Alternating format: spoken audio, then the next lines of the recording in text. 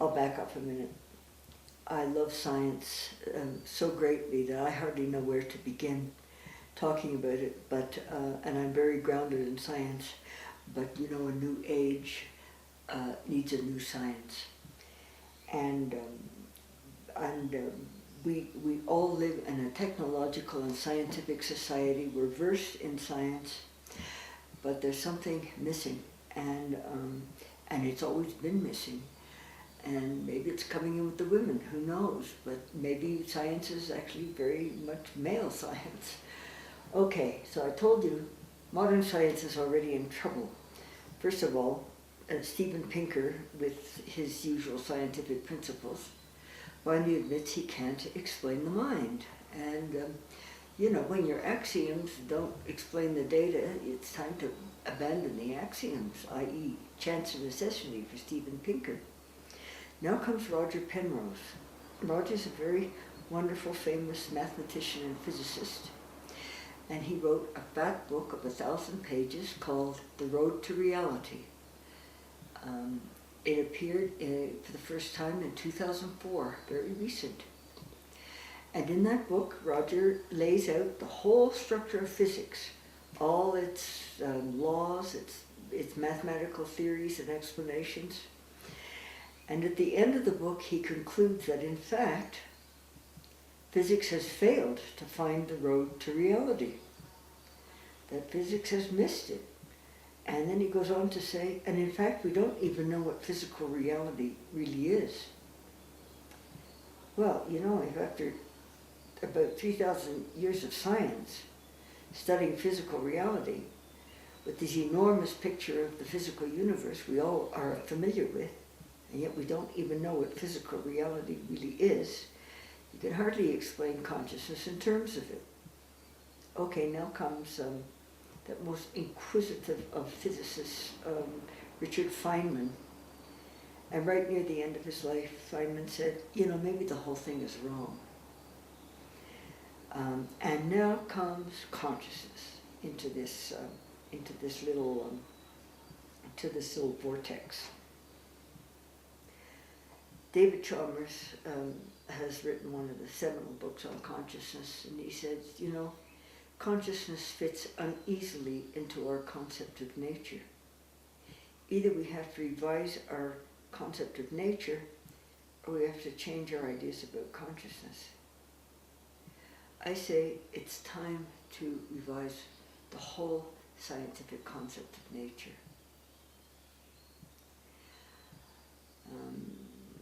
So let me talk about the assumptions that we're making about consciousness. Now, there's a very famous conference that has been meeting for the past 20 years down in Arizona called Towards a Science of Consciousness. They've been meeting for 20 years and they still don't have a science of consciousness. And that conference brings together all the best minds and brains in the business. Well, you know, just what is the problem of consciousness? Okay, we come out of a tradition. I would say this is the prevailing faith, either conscious or not conscious, of most scientists and most human beings. First, that consciousness arises only at the end of evolution, with ourselves and perhaps a few of the higher animals, when matter attains, quote, a certain state of complexity. That's to say that matter that consciousness is what we would call an emergent property of matter, and it only comes at the end of evolution. And the second, these are such deeply held articles of faith that they look like facts, but in fact they're assumptions. That's the first assumption. And the second is that consciousness is produced by the brain. Consciousness is produced by neurons in the brain. But it's not really real. It's, you know, the brain that's doing the work. Consciousness, William James described this position, which is not his, that the mind is to the brain, or consciousness is to the brain, as a shadow to the runner. It runs beside him but never influences his stride. But then, of course, if consciousness isn't doing anything real, what's it doing there at all? And that's a good question. What's it for? Entertainment? I think most, especially neuroscientists, believe that in fact consciousness is a byproduct of brain activity. And the more we can explore and comprehend the brain, the better we will understand consciousness. And then the burning question, of course, is, well, how do the neurons produce consciousness? That's the question of neuroscience. And John Searle says, there's a great prize waiting out there for whatever group of scientists can explain how neurobiological processes in the brain produce consciousness. Well, nobody will ever, I predict, collect that prize, because that's the wrong question. If a conference has been meeting for 20 years with no understanding of science, no science of consciousness, surely by now they would begin to think, well, maybe something's the matter with their fundamental assumptions. And so they knock their heads against, well, how do neurons produce consciousness, and does this go and that go? What is the most anyone has, but I don't even think very, very many people even have that, is what I would call correlation. There's a process of neural events in the brain, and parallel to it is a process, is a train of consciousness events or mental events. And so what's really causing what? A train of neural events and a train of consciousness events running in parallel. The faith, and it's a faith of most scientists, and I dare say most people, is that, well, the real one is the neural events, and the consciousness are a byproduct. But in fact, it could all be the other way around, And Roger Penrose has written a book called Shadows of the Mind. It could all be that consciousness is what's real, and the neural events are, in fact, shadows of the mind. I'm using consciousness and mind interchangeably. That's not really accurate. Consciousness has very different connotations of field properties. Okay, so here are these two processes running in parallel. For 20 years, we have not been able to figure out how the neural events are producing the consciousness events. I say, well, maybe we should try it the other way around. Now let me, and David Chalmers has stated the problem of consciousness, and it's called, let me tell you what the hard problem of consciousness is. And back up for a minute. This problem we have inherited from Descartes. It was Descartes who first distinguished mind and matter, and proposed, made this distinction. So, well, then the problem is, how do mind and matter ever get together?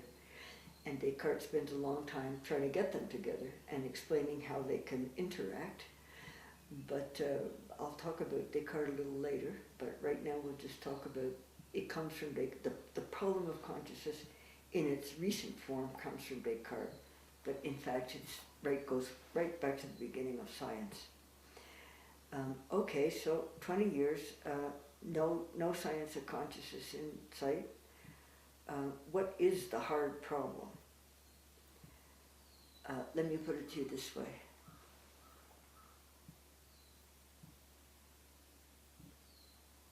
The problem is,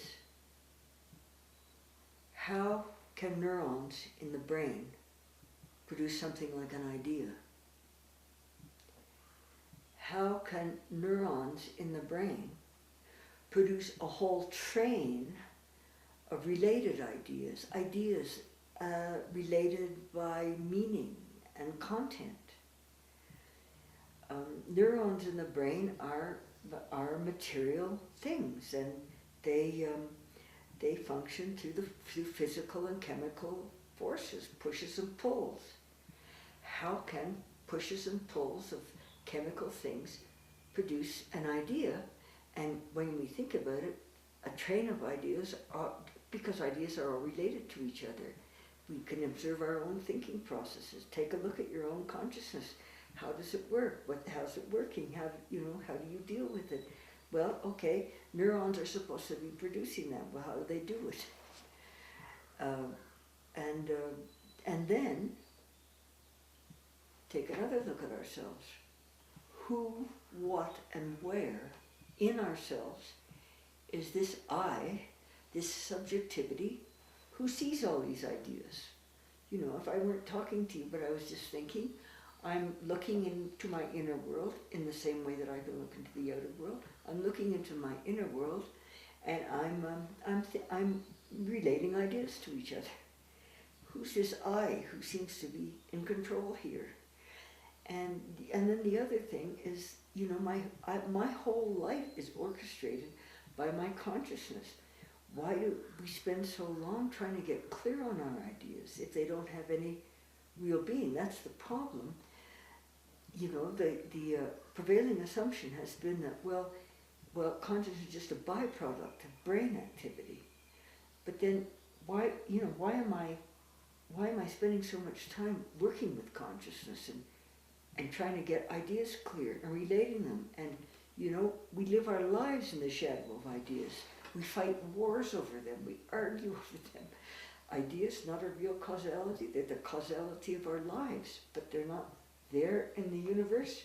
Well, both Einstein and Gödel thought, in fact, they were there.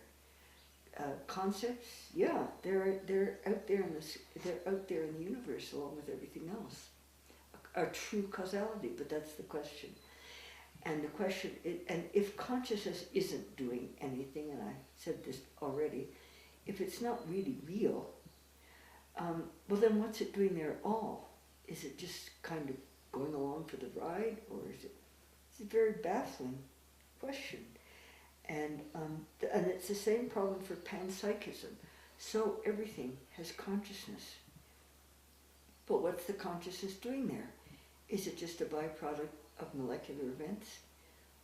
Or is it a real causality in its own right? That's the question.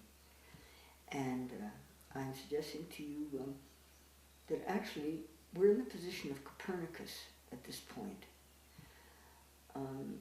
Remember Copernicus? Long ago, Copernicus was studying the universe, and he was working with the theory that the Earth was the center of the universe, and that the Earth was the center of the universe, and that the sun revolved around the Earth and all the stars. And he was working with the Ptolemaic epicycles of ancient Greece until his calculations got so unwieldy that almost in pure exasperation he thought, well, try it the other way around. And so he made the assumption the sun was the center rather than the Earth. And lo and behold, all his data fell neatly into place. Now, this may not seem like a very big shift, but in fact it was a huge shift for his time. There was a rash of suicides because people felt, oh, now all values must be relative. No, I don't know how they got to that. But anyhow, that's what Copernicus, I say we're in the position of Copernicus. We failed to explain consciousness, assuming that it's something produced by matter, so let's turn it the other way around and see if it works a little better if we say, well, the neural events are actually shadows of the mind. Now, people aren't doing this yet, and I'm going to talk about that. Okay. Now, there are a whole lot of big names in neuroscience. Virtually every one of them holds to the theory that the neurons produce consciousness. Christoph Koch is one of them, and he travels about the country giving talks these days about the, quote, scandalous fact that we have no science of consciousness as of yet. Well, his theories are part of the problem. Christoph does not realize this. neuroscience is a field in which decisive experiments are few and far between. There's just a seesaw of arguments. Well, how do the neurons do this and how do the neurons do that? Very few people are making the shift. But I say, I'll talk about this later in much more detail. So some brave souls are saying, and even David Chalmers is saying, it's subjectivity all the way down. Others are saying it's consciousness all the way down. But of course the question is, so what? What's it doing there? Is it a causality or is it just a byproduct of molecular events? That's the question. And okay, there are very few decisive experiments in neuroscience, but there is one absolutely decisive experiment, and I'm going to talk about it in a minute. But let's back up. Newton probably made the most decisive experiment that's ever been made in the whole of science. There was a controversy in Newton's time about white light. Is white light made up of colors, or is it, just what is it? What's it made up of? I mean, what is white light all about anyhow? And Newton did a very simple demonstration. He held a prism up, and he shone a beam of white light through it, and it broke up into the whole spectrum of colors of the rainbow. It was absolutely decisive in settling that question. But in fact, a great many scientists didn't even come to the demonstration for the simple reason that they had other theories and they had their egos tied up with those theories, their whole sense of identity, and they weren't about to have them refuted. And I'm going to say there's a lot of this going on in neuroscience. There's a lot of this going on in neuroscience, but it's even worse in Newton's day, because at this point, for many scientists, grants and reputations are riding on holding certain theories. Okay, let me tell you about the decisive experiment. I call it the experimentum crucis. It's the crucial experiment for the whole of science. And now, take a deep breath. It's the near-death experience. Okay, now most scientists are in an uproar about it. They simply refuse to look at the facts. They ignore it. And they say, well, and in fact the biggest claim is it can be explained other ways. Actually, it had the description of the near-death experience has just recently appeared in the scientific literature. See, we're right on the cutting edge of the most exciting ideas probably science has ever had to deal with. It has just appeared in 2001, described by Pim van Lommel and his colleagues in Holland. And that's the first time it's really appeared in mainstream literature, although there has been there's an earlier work by Grayson and Flynn that describes the near-death experience in great detail. And Pim describes it, and many scientists ignore it, but in fact, in 2010, Christopher Carter published a book called Science and the Near-Death Experience, because the near-death experience cannot be explained by any existing scientific principles. It calls all of them into question. Now, what is that experience, experiment, call it what you will, as Pim describes it and as others have described it? This experience has often been made on hospital cardiac wards. What happens is that a patient who's had a heart attack and appears to be brain dead actually describes finding himself suddenly out of his body and up at the ceiling, and he's looking down at his body, and he can see the doctors working over him below, and they're trying to revive his heart, and and to get his breathing back, and he watches them, and then suddenly they revive him, and he's back in his body, and he's back in the bed again. Pretty astonishing, when you think about it. And so, of course, everybody denies them. So, and nobody seems to know how to think about them. Even Pym doesn't seem to know where to go with them. But I would say this, and then so people are beginning. In fact, there is a group of scientists realizing that, oh my God, if this is really what's happening, the whole of science is in deep trouble, which it is. And so there's a massive study now underway in England and Canada and the US, trying to find out the answer to one question: was the patient really out of his body? And Christopher Carter has examined all the alternative explanations and says there's only one, that the guy was really out of his body. Let me put it to you in a little more detailed way. In many of these instances, the person at the ceiling can see the doctors working on him below. He's able to read dials that he could never have seen from the bed. At this point, he's brain dead. It's EEG flat. The electroencephalogram is flat. But the patient is alive and well. He's up at the ceiling. He's watching the doctors. He can sometimes read dials he could never have seen from the bed. He can see events in the corridor outside the room. So sometimes he even goes to other rooms. And in one such experiment, the patient hovering at the ceiling saw a ballpoint pen roll under a radiator that even the doctors had not seen.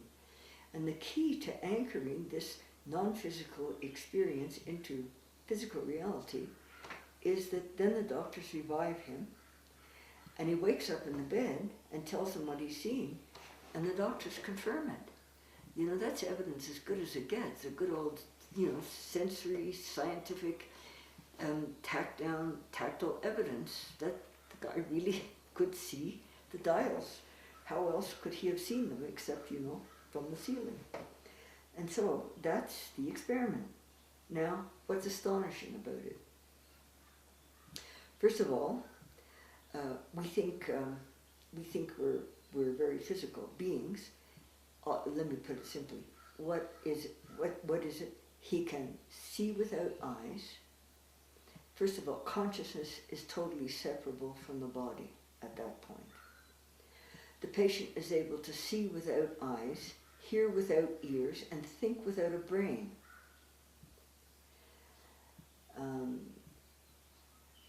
His sense of self. He has his sense of self looking on his own body. And that means consciousness is separable from the body.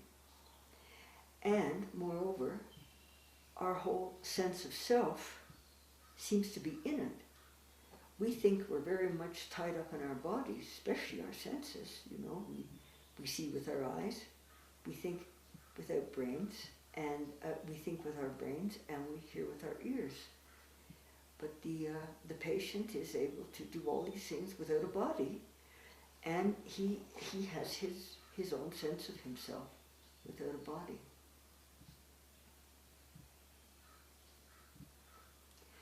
And many of the things he claims to have been able to see in his out-of-body state, doctors can later confirm. Evidence as good as you get that actually he was out of his body.